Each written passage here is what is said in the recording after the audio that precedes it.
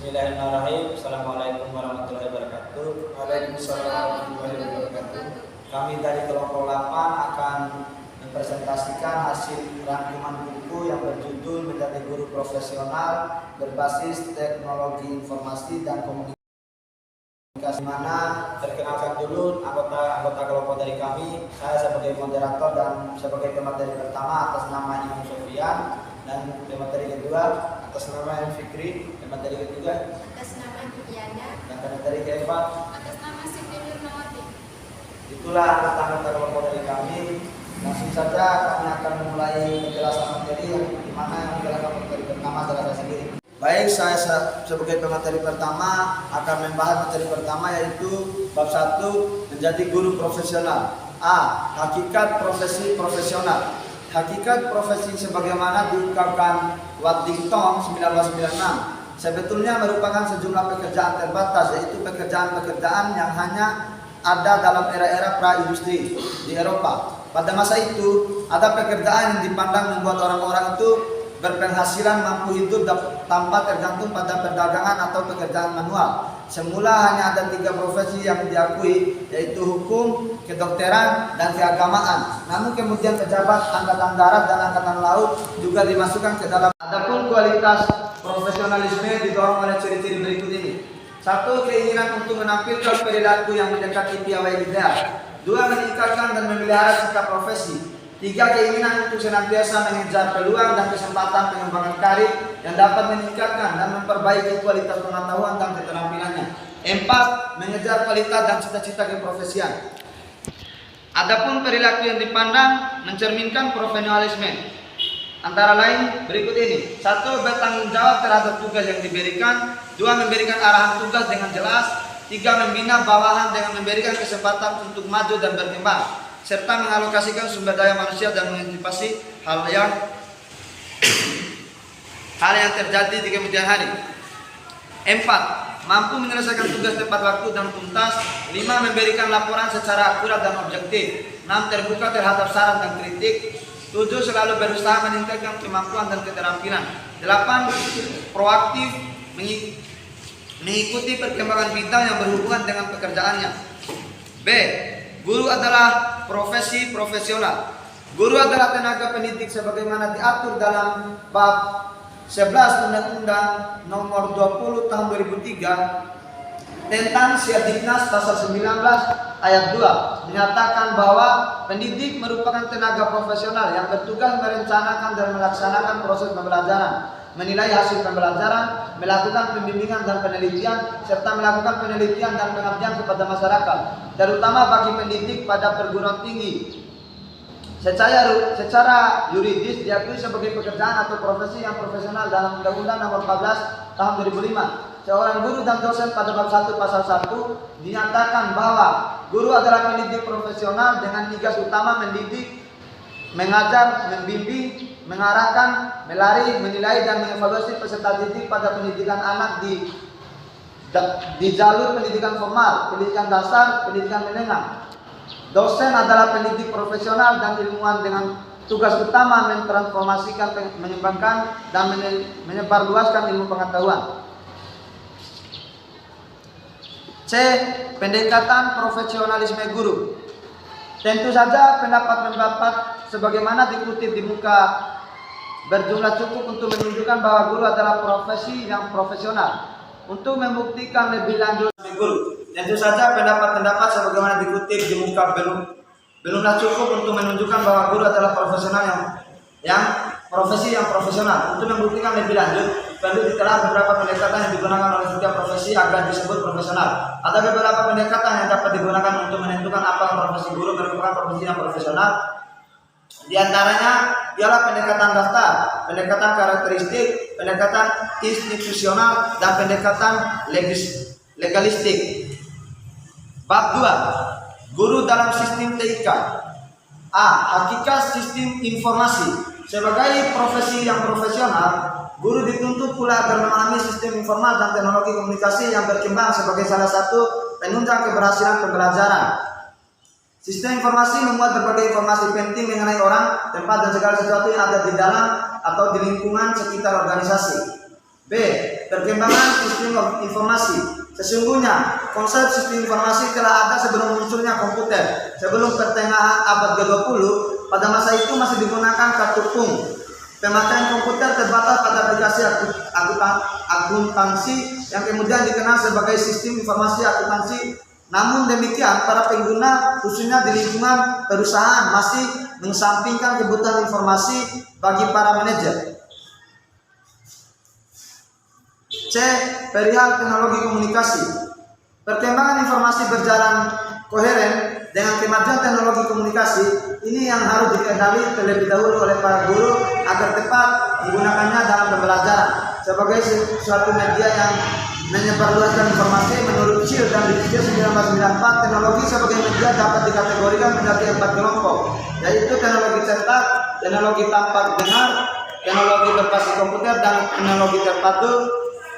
Materi juga akan membacakan bab 3, guru dan pusat media pembelajaran. A. Pengantar.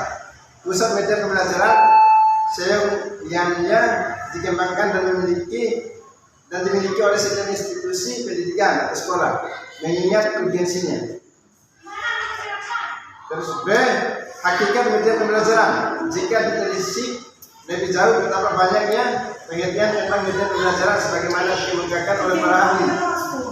Ataupun beberapa pendapat dari para ahli antara lain, menurut Heinrich, Molenda, dan Russell 2002, media dimaknai sebagai alat saluran komunikasi.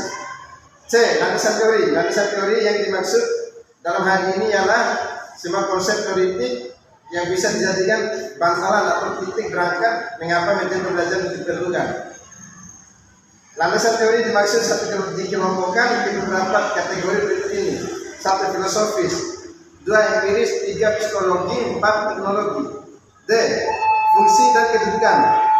Tidak sulit untuk memahami bahwa media memiliki fungsi sebagai pembawa informasi dari sumber atau guru menuju penerima atau peserta didik sebagai salah satu variabel strategi pembelajaran. Metode merupakan prosedur atau teknik untuk membantu peserta didik dalam menerima dan mengolah informasi guna mencapai tujuan dan hasil pembelajaran. E. Model pengembangan. Terdapat beberapa model pengembangan media pembelajaran yang didasarkan pada model pengembangan media secara umum antara lain. 1. Model pengembangan media pembelajaran menurut William Ely dan Diana L. Owens. 2. Model research dan development. 3. Mengemukakan 12 langkah pengembangan media pembelajaran. 4. Menemukan model apa, yaitu identifikasi kebutuhan, perumusan tujuan, perumusan butir materi, perumusan alat penutup. Prinsip pengembangan PMP. Ada beberapa prinsip yang perlu dipertimbangkan oleh guru dan memilih dan menggunakan media pembelajaran, yaitu 1. Tidak ada satu media yang paling unggul untuk semua tujuan. 2. Media adalah bagian integral dari proses pembelajaran. 3. Media apapun yang hendak digunakan, sasaran akhirnya adalah untuk memudahkan belajar siswa. G. Tata langkah dan koleksi PMP. Tata langkah pengembangan pusat media pembelajaran tentu saja mengikuti model pengembangan media pembelajaran mana yang diikuti. Jenis media dan karakteristiknya adalah media visual, media audio visual, media cetak, media model, media realita, komputer, multimedia.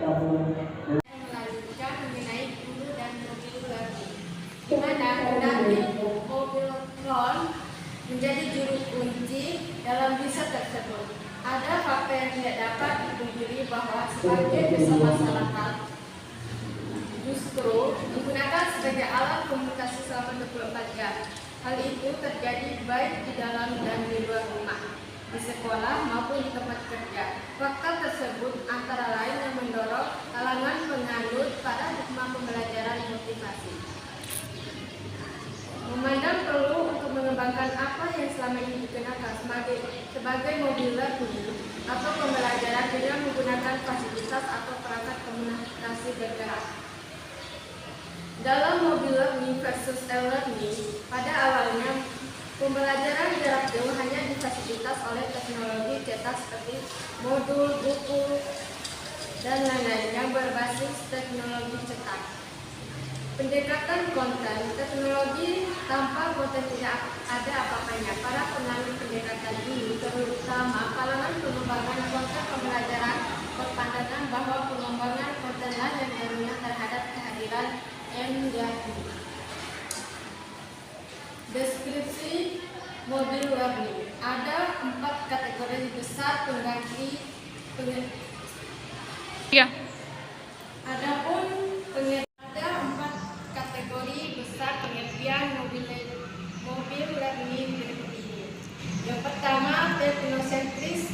Mobil learning didefinisikan sebagai suatu pembelajaran yang menggunakan peralatan bergerak seperti PDAS, telepon genggam, iPhone, tablet, PlayStation, tablet, dan lain-lain.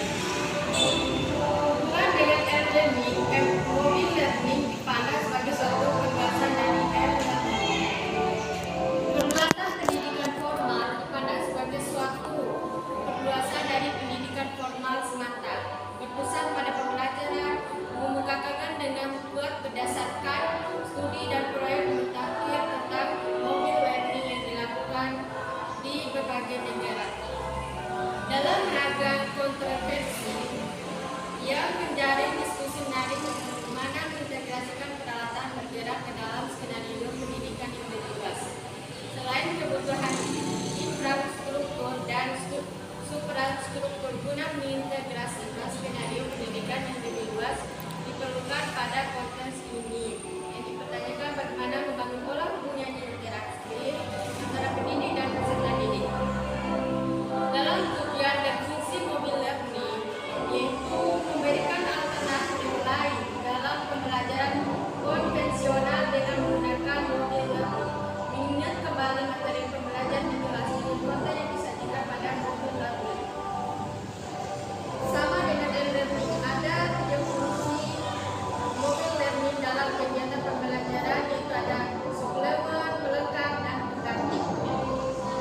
Dalam kelebihan dan kekurangan mobil learning, ada beberapa kelebihan mobil learning dibandingkan dengan pembelajaran lain, yaitu dapat digunakan dimanapun pada waktu kapanpun.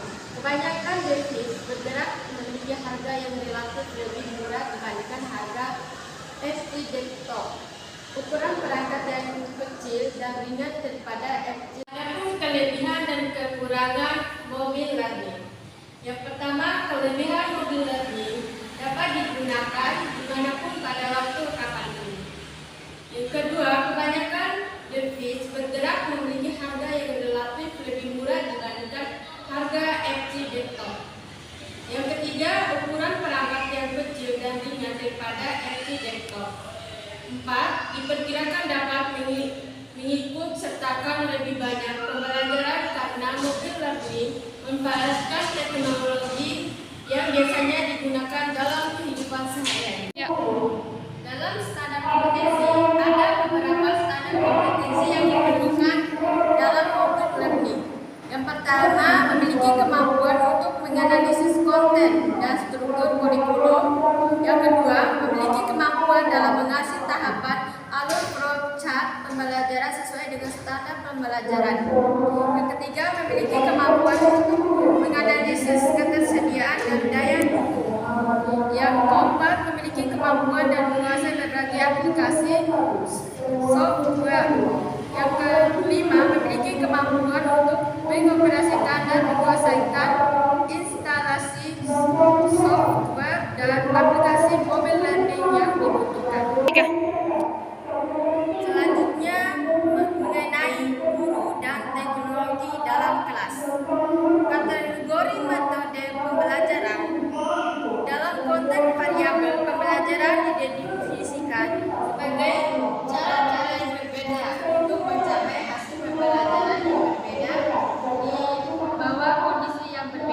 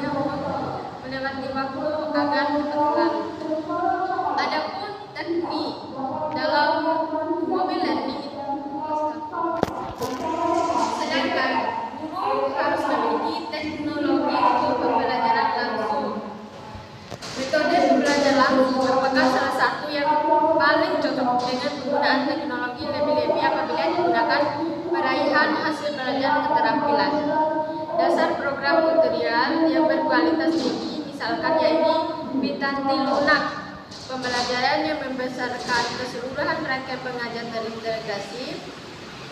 Dia sangat efektif dan bahkan belajar kurang lebih sama sebagaimana penerapan nyata dari strategi pembelajaran langsung. Yang selanjutnya, teknologi untuk penemuan tertinggi. Banyak dari topik yang biasanya diajarkan sulit untuk dipresentasikan atau dilambangkan. Kesulitan inilah yang menyulitkan pembelajaran mempelajari topik-topik. Di dalam kasus ini, teknologi memberikan alternatif efektif. Mungkin bisa memberi alat yang ampuh. Contohnya lain, ketika guru akan mengajarkan mengenai metamorfosa kupu-kupu, nyaris mustahil digambar tanpa penggunaan teknologi. Yang selanjutnya, teknologi untuk ceramah atau sampai diskusi.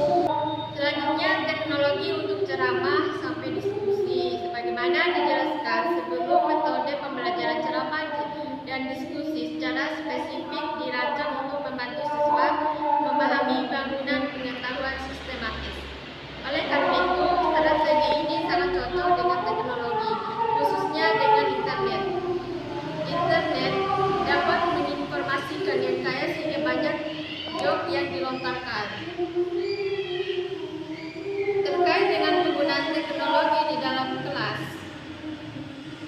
sebagaimana dikutip oleh Eger dan kaum, terkait dengan penggunaan teknologi di dalam kelas, menyatakan bahwa ada keharusan bagi guru untuk menambah presentasi verbal mereka dengan umpan balik yang berkelanjutan dan contoh-contoh masalah-masalah, gambar dan diagram yang memberikan kesempatan pada siswa untuk melihat gagasan-gagasan abstrak yang saling berhubung dan disajikan dalam bentuk yang konkret dan nyata dalam teknologi tersebut. Baik, saya akan melanjutkan yang ke C, SCI dan teknologi. Metode pembelajaran yang berpusat pada siswa mengandung makna bahwa guru lebih memfasilitaskan daripada mengajar langsung. Apabila metode pembelajaran yang berpusat pada siswa ini mengadakan guru secara sadar menempatkan perhatian yang lebih pada keterlibatan, inisiatif, dan interaksi sosial, beragam tujuan yang banyak dicapai secara efektif melalui metode pembelajaran yang berpusat pada siswa mencakup hal-hal seperti pengembangan proses keterampilan, pilar komunikasi, sikap toleransi terhadap pandangan-pandangan yang tidak sependapat dengannya, kemampuan bekerja dalam kelompok, sikap kritis terhadap pendapat dan pendapat orang lain, dan kemampuan meneliti serta memecahkan masalah. Diskusi kelompok merupakan metode pembelajaran yang memanfaatkan interaksi guru atau siswa dan antara siswa sebagai kendaraan untuk mencapai tujuan-tujuan pembelajaran tingkat tinggi.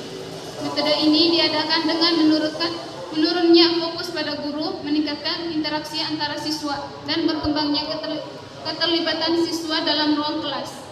Jika diterapkan dengan efektif, diskusi kelompok dapat merangsang pemikiran, penatapan sikap dan kepercayaan, dan mengembangkan keterampilan interpersonal atau Eigen dan Quotzhak. Namun jika tidak diatur dikelola dengan tepat, metode ini akan membosankan bagi siswa, membuat guru frustasi, dan secara umum hanya akan membuang-buang waktu.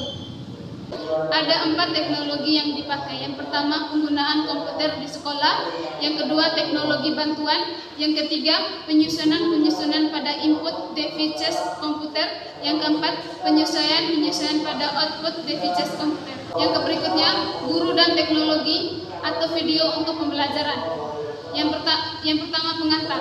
Sebagaimana sudah dijelaskan sebelumnya, teknologi audiovisual adalah teknologi pembelajaran yang menggabungkan antara media visual dan media audio. Media audiovisual dapat dijelaskan sebuah pesan dengan sangat jelas, dan gambar media dapat dimaparkan sesuai proses atau prosedur sehingga mudah dipahami. Yang ke B, manfaat penggunaan video. Ada beberapa pemanfaatan penggunaan video. Yang pertama, mengatasi jarak dan waktu. Yang kedua, mampu menggambarkan peristiwa-peristiwa masa lalu secara realistis, dan waktu yang sangat singkat. Yang ketiga, dapat membawa siswa berpetualangan dari negara satu ke negara lain dan dari masa yang satu ke masa yang lain. Yang keempat, pesan yang disampaikan cepat dan mudah diingat. Yang kelima, pengembangan pikiran dan pendapat para siswa. Yang keenam, pengembangan imajinasi. Yang ketujuh, menjelaskan hal-hal abstrak dan memberikan penjelasan yang lebih realistis. Yang ketujuh, mampu berperan sebagai media utama untuk mendokumentasikan realitas sosial yang akan dibahas dalam kelas. Yang kedelapan, mampu berperan sebagai storyteller yang dapat memancing kreativitas siswa dalam mengekspresikan gagasan. Beberapa keuntungan yang bisa diperoleh atau manfaat yang diperoleh oleh guru dan siswa dengan penggunaan teknologi. Yang pertama, bergerak. Gambar-gambar bergerak memiliki keuntungan yang jelas daripada gambar diam. Yang kedua, proses pengoperasian seperti tahapan proses Itulah presentasi dari kelompok kami tentang menjadi guru profesional berbasis teknologi informasi dan komunikasi. Lebih dan kurangnya kami mohon maaf. Billahi fisabilillah, wastabiqul khairat. Wassalamualaikum warahmatullahi wabarakatuh. Waalaikumsalam.